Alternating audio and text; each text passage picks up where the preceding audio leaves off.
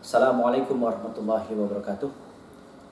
Perkenalkan, saya Widiat Moko MBD, saya salah satu dosen di Prodi Pendidikan Teknik Otomotif Universitas Muhammadiyah Purworejo. Saat ini saya diamanahi untuk mengampu beberapa mata kuliah. Sekian banyak beberapa mata kuliah itu adalah, yang pertama adalah mata kuliah teknologi sepeda motor, yang ini menjadi fokus kemudian konsentrasi yang kemudian harus saya ajar. Bobot dari mata kuliah ini 4 SKS. Mata kuliah ini diberikan di semester 3. Adapun mata kuliah ini kemudian secara teknis diampu dengan tim teaching, diampu dengan 2 dosen. Yang pertama saya, yang kedua rekan dosen yang lain yang ada juga di Prodi Pendidikan Teknik Otomotif. Selain mengajar mata kuliah teknologi sepeda motor, mata kuliah yang menjadi prasyarat untuk kemudian mengambil mata kuliah ini, ada mata kuliah kemudian disebut dengan mata kuliah teknologi dasar otomotif.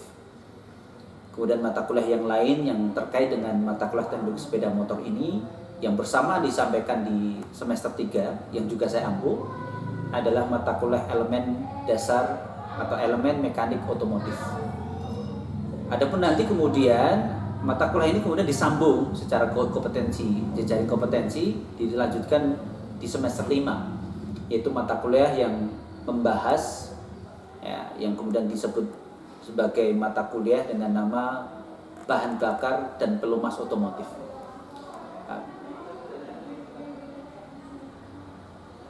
Bapak Ibu yang saya hormati, mata kuliah teknologi sepeda motor ini adalah mata kuliah yang paling dominan saya ampu di semester 3. Karena memang kemudian pengembangan keilmuan saya dan konsentrasi kompetensi saya memang saya kontribusikan, saya fokuskan pada mata kuliah ini dan beberapa mata kuliah yang berhubungan erat dengan mata kuliah ini. Pelaksanaan mata kuliah ini terdiri dari 2. Artinya mata kuliah ini tidak hanya teori saja, kan, tetapi juga dilaksanakan dengan praktek. Dari 4 SKS ini kemudian di-breakdown menjadi 15 pertemuan dengan proporsi 1 sampai dengan 7 pertemuan pertama itu diisi dengan teori. Kemudian selanjutnya UTS, ujian tengah semester. Ujian tengah semester ini hanya digunakan untuk evaluasi terkait dengan pemahaman atau pengetahuan mereka terkait dengan teknologi atau materi-materi teori yang kita sampaikan. Adapun setelah dilaksanakan UTS di pertemuan yang ke-7, pertemuan selanjutnya kita laksanakan dengan praktek di bengkel. Bapak Ibu yang saya hormati, pelaksanaan praktek di bengkel tentunya nanti akan kita akhirkan dengan ujian akhir semester. Dan ujian akhir semester inilah nanti dalam pengambilan penilaian, tidak hanya kemudian nilai teori yang kita pakai, tetapi juga akan kemudian kita proporsionalkan, kita akan gabungkan dengan pelaksanaan praktek yang ada di bengkel. Tentunya pelaksanaan praktek di bengkel dilaksanakan dengan beberapa job sheet yang telah kita buat terkait dengan beberapa hal kompetensi yang sudah kita tetapkan. Nah, muatan mata kuliah yang terkait dengan teknologi sepeda motor ini, materi-materi yang kita sampaikan yang pertama berkenaan dengan komponen-komponen fungsi yang ada di sepeda motor. Kemudian kita sampaikan juga yang berkenaan dengan penegasan kembali, review kembali sistem kerja motor bensin 4 dan 2 langkah. Walaupun kemudian yang motor bensin 2 langkah ini secara proporsi akan kita kurangi, mengingat memang teknologi yang dikembangkan pada saat ini hanya kemudian terfokus pada teknologi 4 langkah atau 4 tak. Selanjutnya setelah kemudian mahasiswa memahami, mengerti terkait dengan komponen, beberapa nama komponen, fungsi dan prinsip kerjanya, maka kemudian beberapa materi yang lain yang terkait dengan yang saya ajarkan, yang saya sampaikan di mata kuliah teknologi sepeda motor ini adalah beberapa hal yang terkait dengan teknologi terbaru dan beberapa teknologi yang lain yang ada di teknologi sepeda motor. Dan ini fokus pembelajaran perkuliahan yang kita sampaikan di pertemuan pertama sampai dengan pertemuan yang ke-7. Jadi sesuai dengan kontrak perkuliahan kita, maka penilaian ini nanti bahwa kita sampaikan tidak hanya secara klasikal tetapi dengan praktek gitu kan. Selain itu memang kemudian kita membuat forum-forum diskusi yang ada, yang kita upload, yang kita fasilitasi mahasiswa dengan media GC ya. Selain GC kemudian Google Classroom juga di luar jam pelajaran kita fasilitasi mahasiswa yang kesulitan atau mungkin pengen tahu lebih jauh terkait dengan teknologi sepeda motor, maka kita fasilitasi mereka dengan media WhatsApp. Ya, mereka bisa menanyakan beberapa hal yang terkait dengan teknologi sepeda motor ini. Ya, beberapa teknologi sepeda motor yang menjadi fokus perkuliahan kami yang kita sampaikan adalah fokus pada teknologi yang terbaru. Semisal kemudian di pembelajaran akan kita sampaikan teknologi yang terbaru yang kemudian di breakdown pada teknologi Honda yang kita kenal dengan sebutan ESP. Kemudian teknologi yang ada di Yamaha yang kita kenal dengan teknologi Blue Core, dan beberapa teknologi yang lain seperti yang ada di Kawasaki mungkin yang kita kenal dengan teknologi Super Kips ya.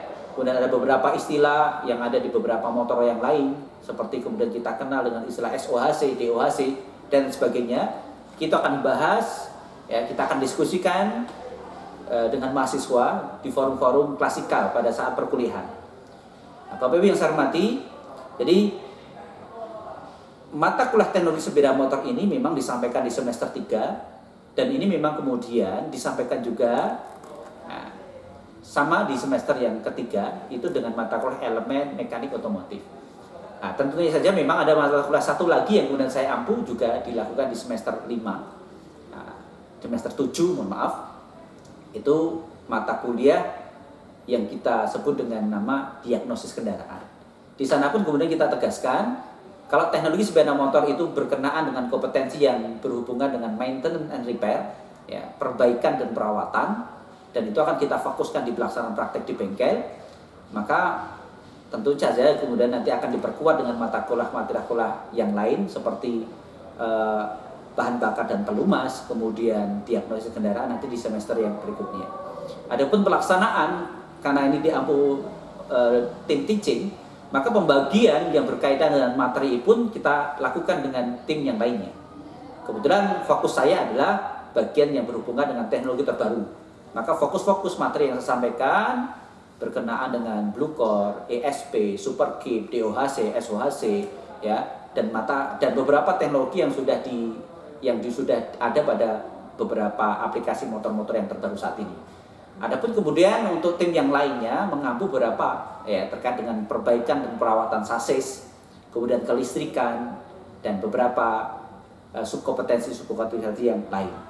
Bapak Ibu yang saya hormati, jadi ini yang saya sampaikan terkait dengan beberapa mata kuliah. Ya, adapun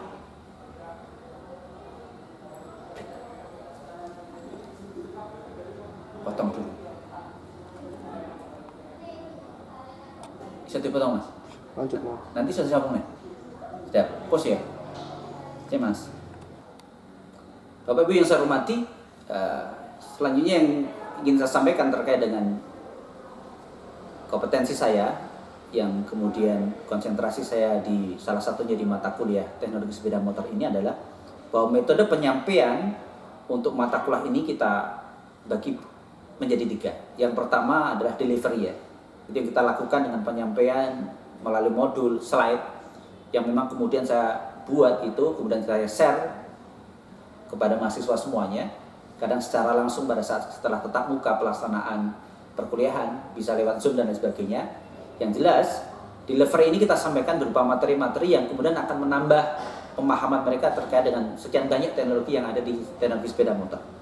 Berikutnya, metode yang kedua yang saya lakukan berkaitan dengan pembelajaran teknologi sepeda motor ini adalah interaksi, yaitu diskusi, studi kasus, kemudian presentasi dan sebagainya.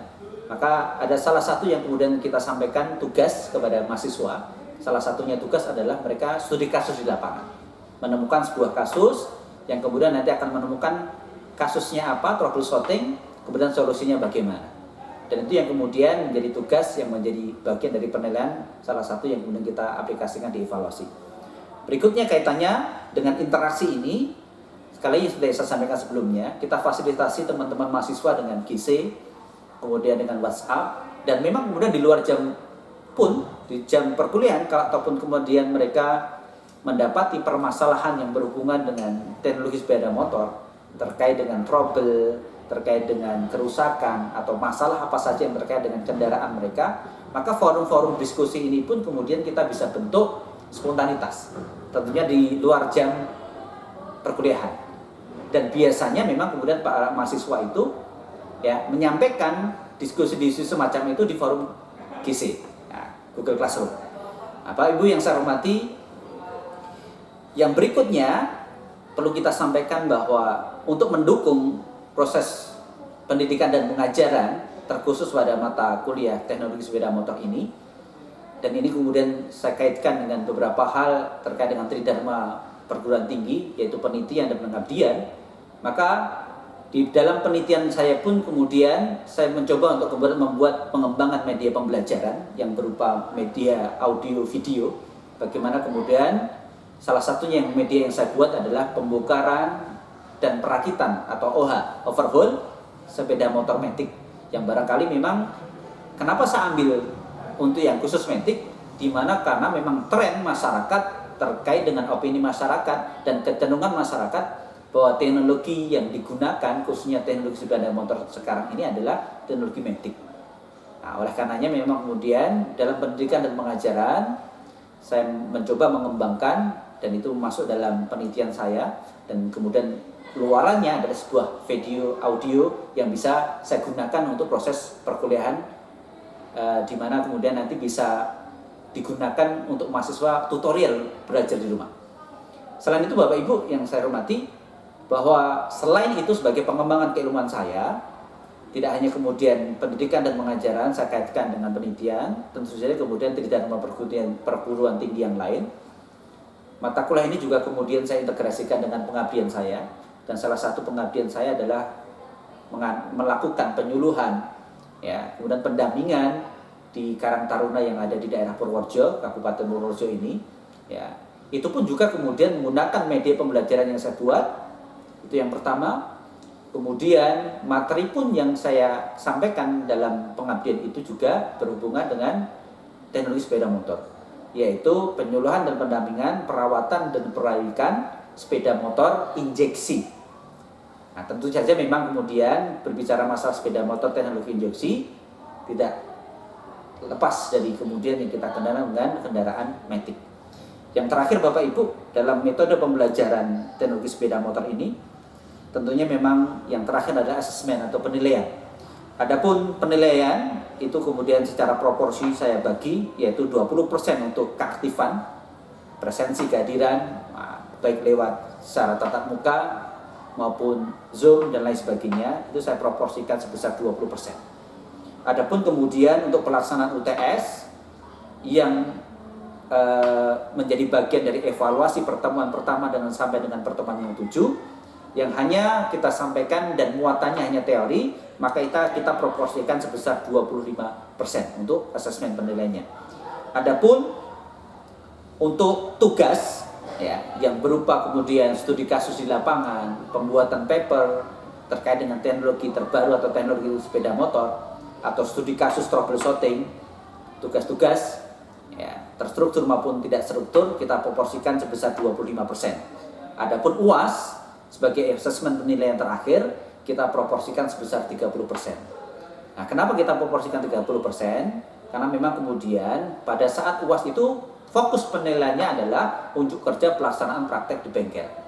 Salah satu kompetensi yang kita laksanakan ujian terkait dengan kompetensi mahasiswa terkait dengan teknologi sepeda motor ini adalah perbaikan yang ada di sistem CVT, Continuous Variable Transmission, dan kemudian diagnosis kerusakan kendaraan, trouble kendaraan yang ada pada sistem injeksi, ya, kode kerusakan dan lain sebagainya.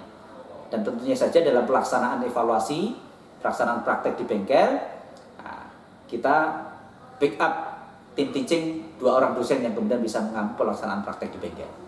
Ya, demikian yang bisa saya sampaikan sebagai deskripsi gambaran pelaksanaan pendidikan dan pengajaran fokus pada mata kuliah teknologi sepeda motor.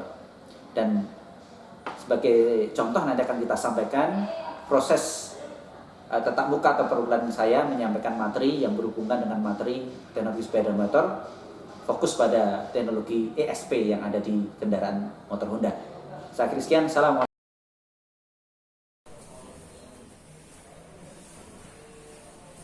Ya, assalamualaikum warahmatullahi wabarakatuh. Waalaikumsalam warahmatullahi wabarakatuh. Alhamdulillah kita bertemu kembali pada lanjutan pembelajaran perkuliahan kita.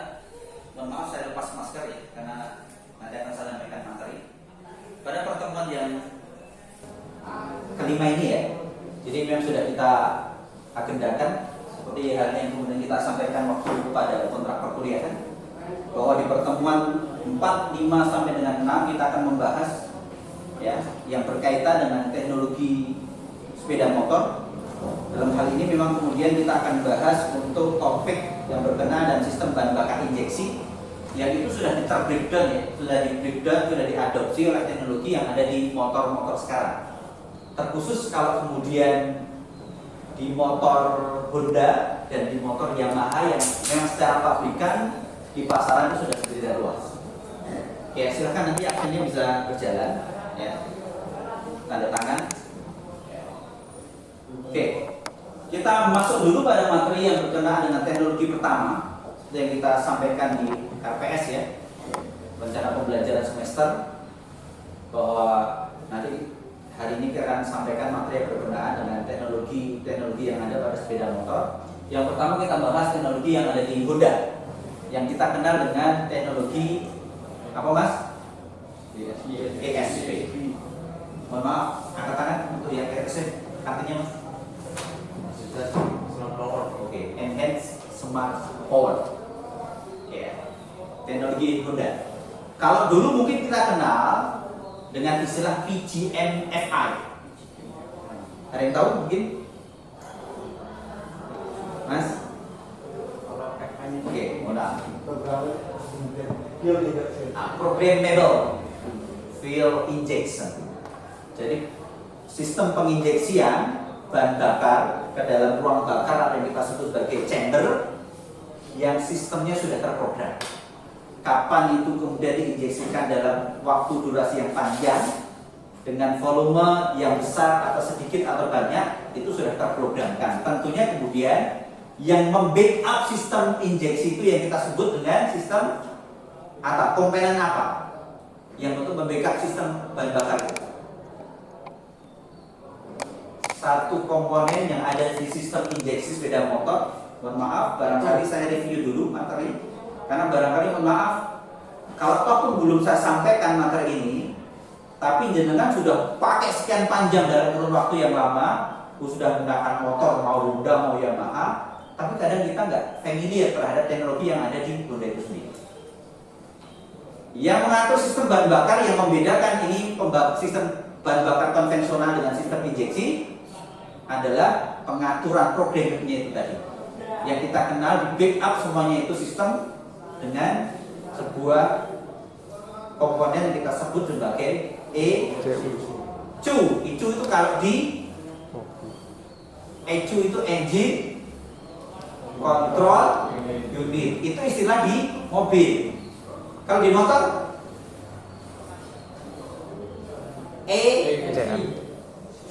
apa? ECM, engine control modul. Ya. Engine control modul. Ya. Oke, kita mulai dulu. Apa saja yang kemudian di backup di teknologi Honda ini? Ya. Enhanced Smart Power. Ya, ESP. Enhanced Reinforced with Greater Value. Jadi menambah enforce tenaga dengan nilai yang lebih tinggi. Ya. Ini slogan trademarknya dari ESP itu.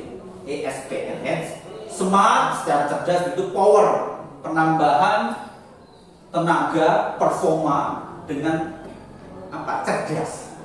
Kalau dulu masing penting piston besar, ya masukkan bahan bakar banyak, wes mesti banter. Tapi efisiensi bahan bakarnya tentu kurang. Tapi kalau sekarang trennya motor yang dikembangkan dengan teknologi yang terbarukan adalah motor sebisa mungkin efisiensi bahan bakarnya sedikit, efisiensinya tinggi, tingkat emisinya rendah, ya, tapi secara performa naik gitu. Ya, oke. Yang pertama, ya, kaitannya dengan teknologi yang di breakdown di Honda, itu ya, terkait dengan teknologi ACG starter. Yang kedua ISS, kemudian dekompresi dan swingback. Ada yang tahu? Salah satu saja dari sekian banyak teknologi yang di breakdown. Kita akan angkat salah satu aja. ACG barangkali. Atau pemahaman di beberapa teknologi motor di Honda ada starter itu ketika kemudian kita tombolnya kita pencet, ya, kita tekan untuk menghidupkan, ada yang kemudian dengan suara yang kasar. Tapi ada sekarang yang varian terbaru, ya, yang dikeluarkan baru ini, yang di breakdown dengan teknologi ACG, itu hanya sekali starter aja, glek, sudah hidup. Nah, ini yang dimaksud sebagai ACG, alternating current generator. Nah, ini teknologi yang di breakdown. Tujuannya apa? Tujuannya efisiensi bahan bakar, Mas. Kalau starter manual, dia berapa kali dia gerakannya kalau naik turun begitu. Sementara kalau ACG, dia ancang-ancang sekali saja, terus naik sekali langsung hidup. Alternatif current generator. Kapan dia sebagai fungsi starter dan kapan dia berfungsi sebagai pengisian. Nah, maka di sini disimpulkan dengan 10 yang banyak. Fungsi dinamo starter digantikan dengan satu komponen di sini, alternator pengisian, berfungsi double sebagai pengisian, dan yang kedua berfungsi sebagai dinamo starter, sebagai start engine.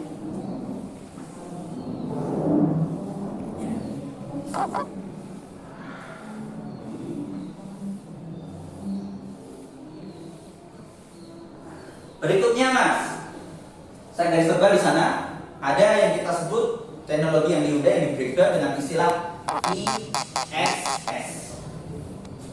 Mohon maaf, yang pakai motor Beat barangkali nyetik, angkat tangan.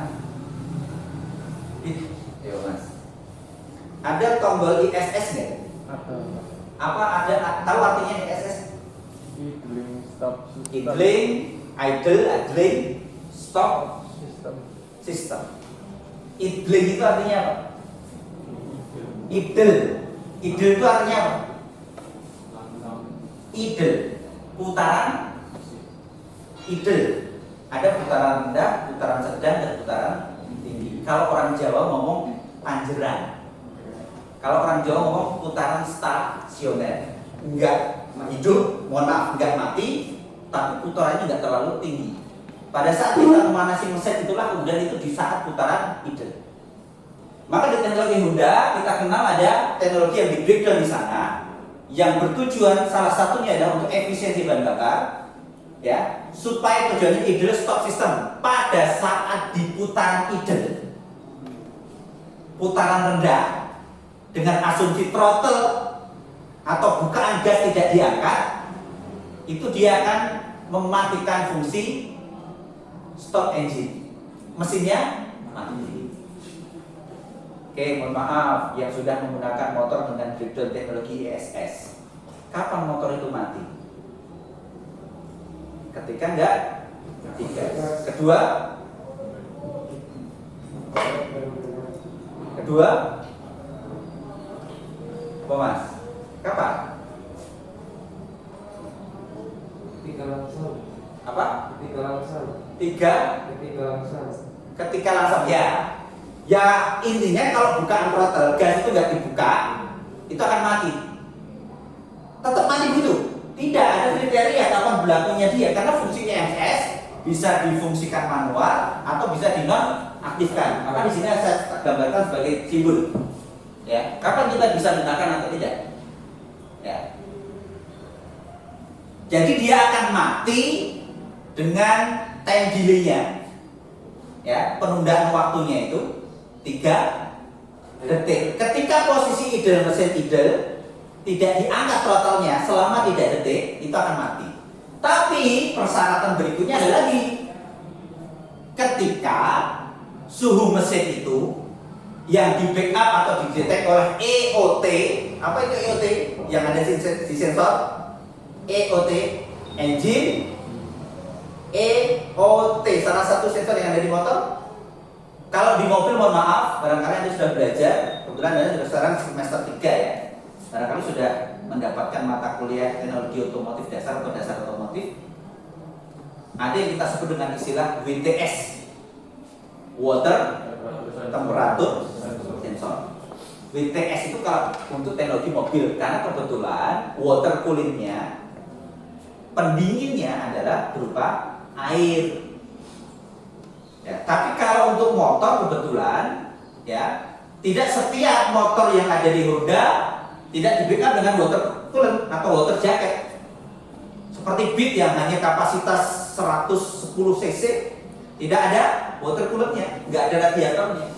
Maka untuk detect suhu maka dia digunakan sensor EOT, engine oil temperature.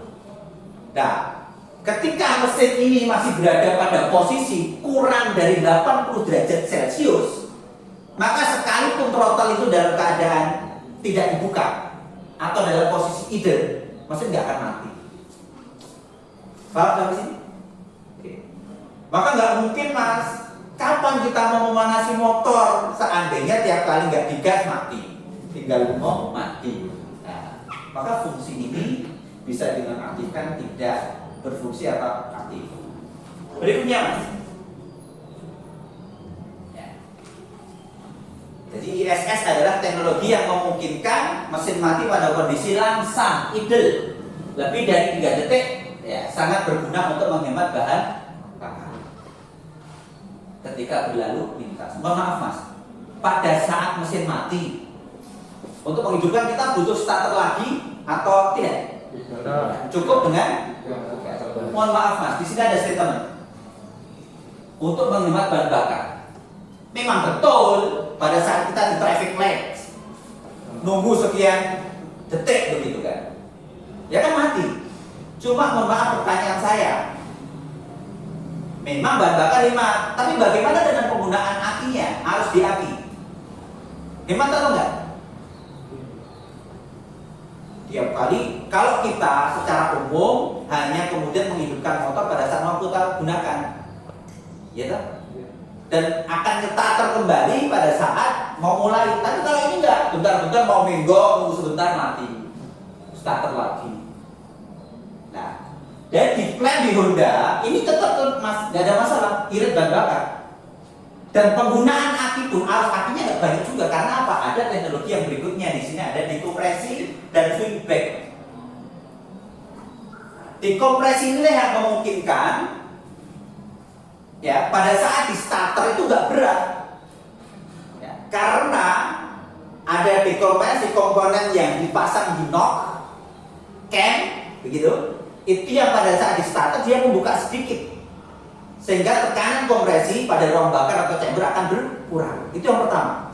Kedua, ada swing back. Apa itu teknologi swing back? The engine rotates cycling, ya.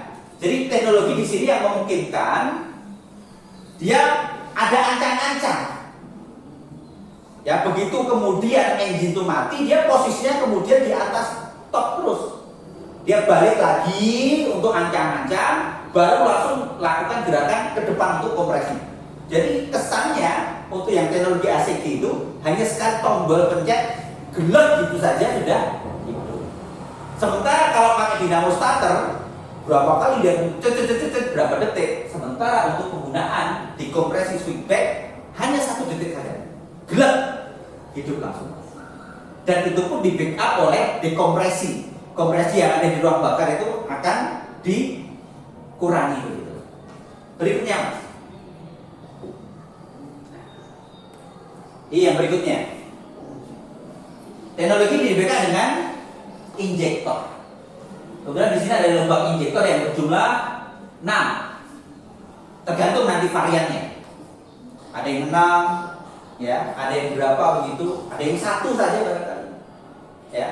Dan butiran injeksi inilah yang memungkinkan, kira-kira Mas, tujuannya apa? Proses injeksi kemudian menjadi butiran halus. Kalau sudah menjadi butiran halus itu kenapa? Apa hubungannya dengan kemudian pembakaran semakin sempurna itu? Ada yang bisa berikan ilustrasi, Mas? Kelebihannya apa? Kok kemudian bisa mengakibatkan berdampak pada efisiensi bahan bakar? Oh, pengkabutan lebih sempurna. Ya. Kalau pengkabutan lebih sempurna, butirannya lebih halus, maka homogenitas campuran dia dengan udara akan lebih homogen. Kalau sudah campurannya lebih homogen, maka proses pembakarannya akan lebih cepat. Selain cepat, maka akan terjadi yang kita sebut sebagai propagation flammable. Perambatan pembakaran jauh lebih cepat. Ya, sehingga sangat dimungkinkan dari sekian campuran bahan bakar yang homogen itu tadi itu akan terbakar secara sempurna gitu kan.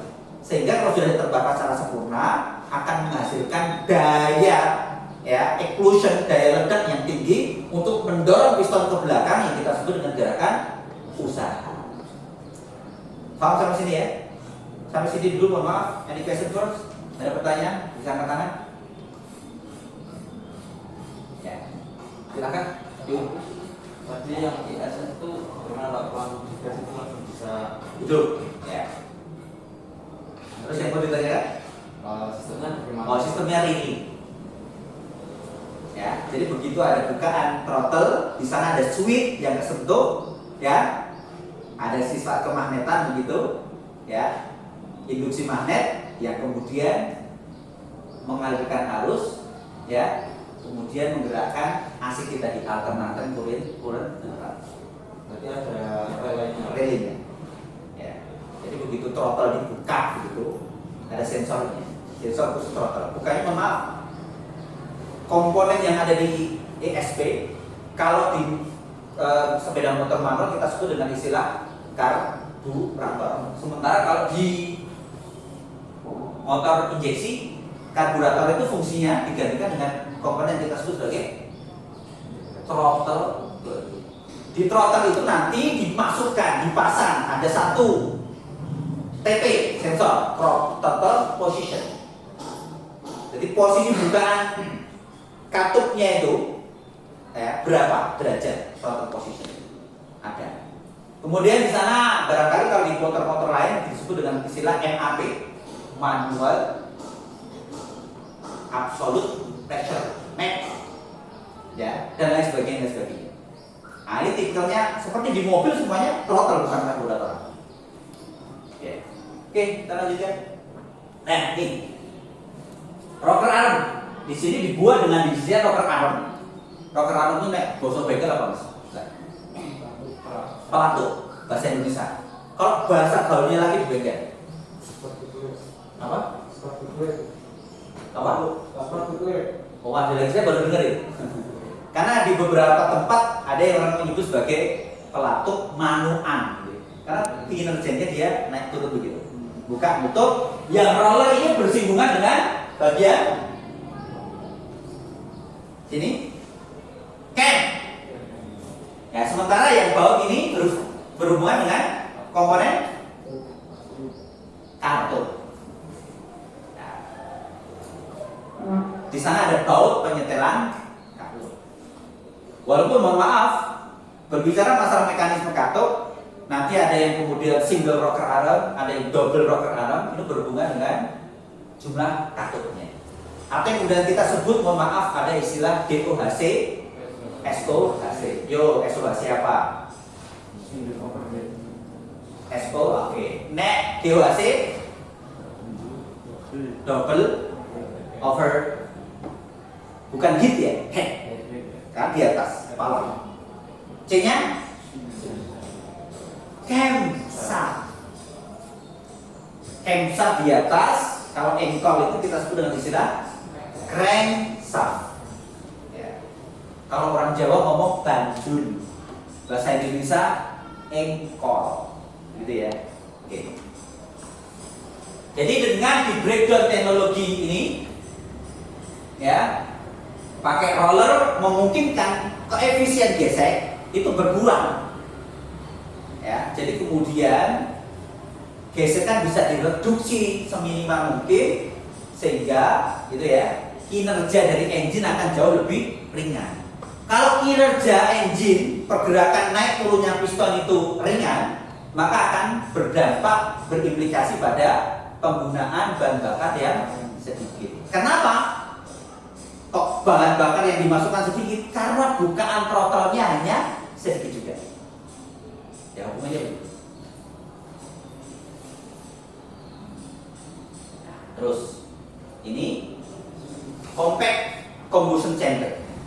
Ini didesain sekompak, compact itu ada bahasa Jawa ini dempes, seefisien mungkin. Compact ini berhubungan dengan squeeze. Squeeze adalah teknik modifikasi yang biasa dipakai di motor sport. Piye caranya?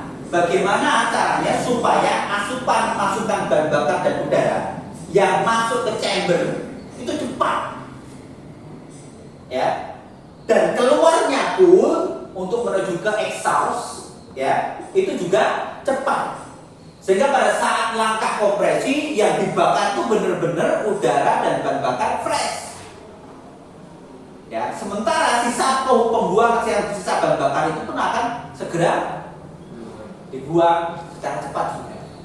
Kalau yang dibakar benar-benar dari bahan bakar yang apa? Yang benar-benar fresh, maka akan menghasilkan ya tenaga yang lebih maksimal. Oke, lanjut. Ini offset cylinder. Ya, jadi mohon maaf Mas.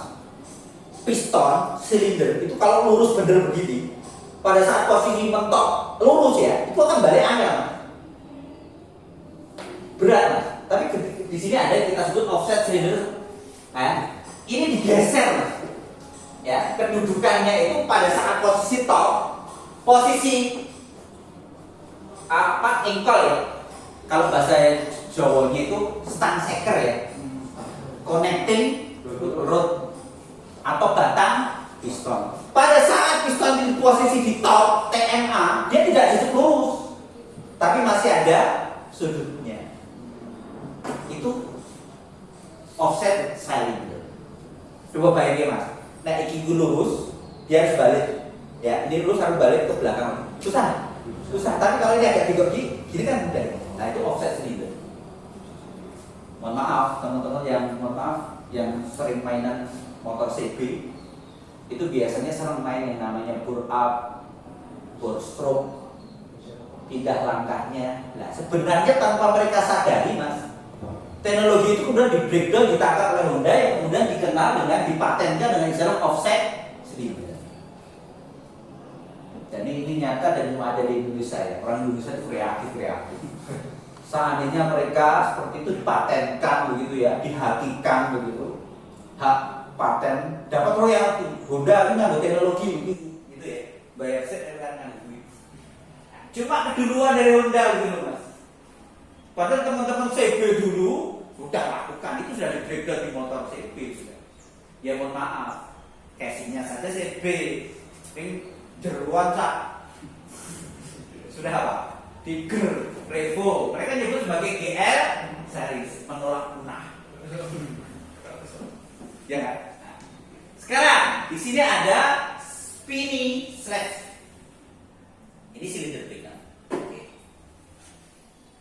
Jadi buringnya, linernya di sini, walaupun ada beberapa pick up liner ya. Kalau yang di teknologi Honda awal itu masih ada spinny slash. Linernya itu masih bisa dilepas. Dan kalau kita lepas, itu dengan mikroskop pembesaran sekian kali, itu permukaannya kasar begini Mas. Nah, spinny slash adalah lapisan yang menyerupai jeruk, ya, di balik belakang dinding silinder yang berfungsi sebagai pelepas. Tapi ini pada varian jenis tertentu. Karena beberapa motor sekelas, maaf, ini barangkali di Versa, di Beat Vario 110 masih pakai ini. Tapi kalau sudah nanti CBR, ADV, PCX itu sudah pakainya 4-jet piston. Jadi piston yang hasil tempaan, kemudian silindernya yang kita kenal dengan istilah apa?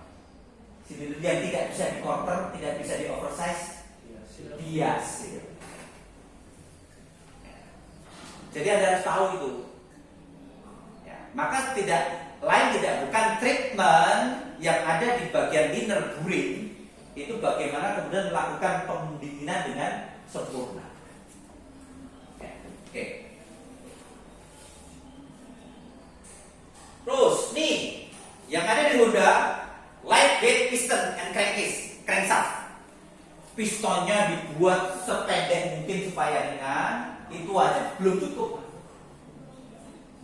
Pennya dibuat lebih kecil. Harapannya atau tujuannya? Beban bobotnya semakin rendah, koefisien geseknya di pen piston semakin kecil. Kalau dulu sebelum ada teknologi ini, orang sudah rekayasa, piston dipotong, diburi bolongnya, dilubang-lubang. Itu tujuannya juga sama. Nah, tapi semacam ini butuh riset terus dikembangkan. Ya, berikutnya. Nah, ini ada saluran pembuangan, saluran pernafasan di blok. Tujuannya sama, memaksimalkan ya proses pendinginan yang ada di silinder. Apalagi mohon maaf, ESP ini banyak diberikan di kendaraan Matic yang notabene mesinnya berada di belakang, ya, dan notabene blok silinder itu nggak ada siripnya. Maka proses pendinginan itu dimaksimalkan dengan adanya, mohon maaf, yang ada di sebelah kanan engine, yang ada radiatornya, yang di belakang radiator pasti ada kipas. Kalau teknologi dulu kita kenal dengan engine jet coolant. Nah, RC jet coolant itu tujuannya menghisap udara digunakan untuk proses pendinginan. Kira-kira teknologi baru nggak artinya? Enggak, zaman RC Suzuki sudah di breakdown begituan. Cuma di riset kembali ternyata efisiennya dan sebagainya. Di backup dengan liquid cooling system dan lain sebagainya. Ya. Nah, kemudian di sini backup untuk semetik ya, memiliki rasio yang lebih besar dirancang dengan fiber dengan elastisitas karet yang tinggi dan seterusnya. Mohon maaf, berapa banyak dari kita orang teknik kadang menyebut fiber masih salah. Kadang orang menyebut sebagai fan bed. Fan itu apa? Fan. Angin kipas. Memang itu dipasang di mobil yang fungsinya untuk geret kipas. Tapi apakah sekarang sudah realistis? Masih realistis kita menggunakan sistem itu. Sementara kipas itu sudah digerakkan dengan sistem elektrik. Sudah ada termoswitch-nya. Termoswitch-nya berhubungan dengan EOT tadi, WTS-nya, water sensor, WTS, temperatur sensor. Begitu panas, ya, kemudian sensor akan detect, menghidupkan relay, menghidupkan extra fan. Maka ya sekarang nggak ada realistis, sudah tidak realistis lagi kalau kita menyebut dengan istilah apa? Fan bed, benar? V-bed. Kenapa V-bed? Bentuknya V. Apa bentuknya V? Tulinya. Ya, okay. Terus mohon maaf, di beberapa crankcase, ya, di transmisi dan lain sebagainya itu disempurnakan dengan, ya, di situ jelas penyempurnaan dilakukan pada gigi transmisi di belakang CVT. CVT artinya angkat tangan. CVT. Motornya matic atau manual? Manual. Matic manual mas? Matic. Apa artinya CVT?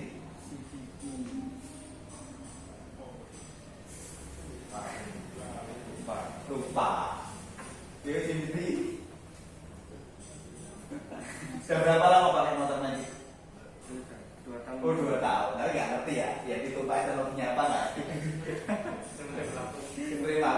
digas jalan, gerem mandek, gitu. Itu baru otomotif. Continuous variable transmission. Jadi perubahan gigi transmisi besar kecil yang bisa dilakukan secara terus menerus kontinu. Emang pada saat mau menambah putaran dengan mau masukkan gigi atau memindah putaran rasionya itu harus, mohon maaf, ngedropkan gas. Nggak perlu, butuh seperti gas naik sendiri kok kecepatan berapa sedikit.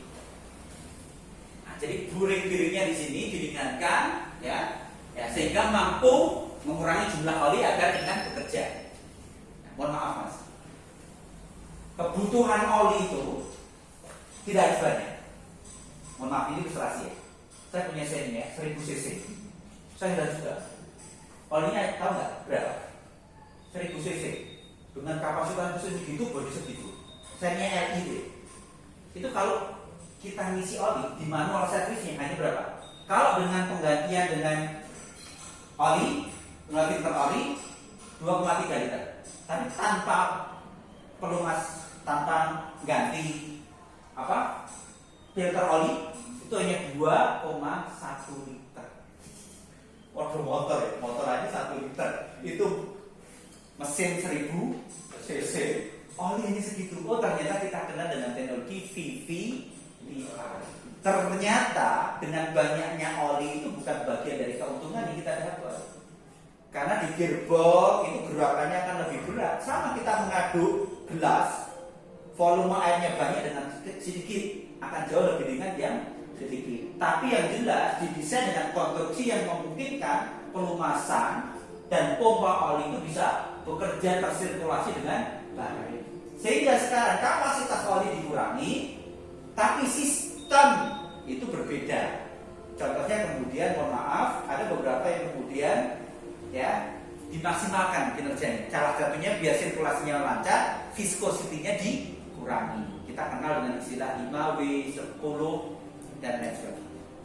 Nah, yang sedikit ini berbagai pengantar saya nanti terkait dengan pembelajaran. Ini baru kita sampaikan terkait dengan teknologi ESP ya. Dan saya kira nanti baik ESP maupun Blue Core pada dasarnya prinsipnya akan sama. Cuma itu hak pakai. Kalau Honda disebut ESP, kemudian kalau Yamaha kita sebut dengan teknologi Blue Core. Ya. Barangkali itu saja yang bisa saya sampaikan terkait dengan pembelajaran mikro ini. Ya. Kenapa saya sebut mikro? Karena memang kita buat kelasnya, kita gantian dengan yang lain, ya supaya memungkinkan karena kondisi pandemi semacam ini. Ya. Nanti silakan materi ini bisa ada download di GC, ya, yang sudah saya upload di GC kita. Kemudian nanti silakan kita membuka tanya jawab terkait dengan permasalahan yang berhubungan dengan ini di luar jam pelajaran. Silakan bisa gunakan WhatsApp ya, WA atau mungkin apa, nanti bisa konsultasi terkait dengan saya terkait dengan permasalahan yang berhubungan dengan teknologi sepeda motor. Ada kurangnya yang mohon maaf. Assalamualaikum warahmatullahi wabarakatuh.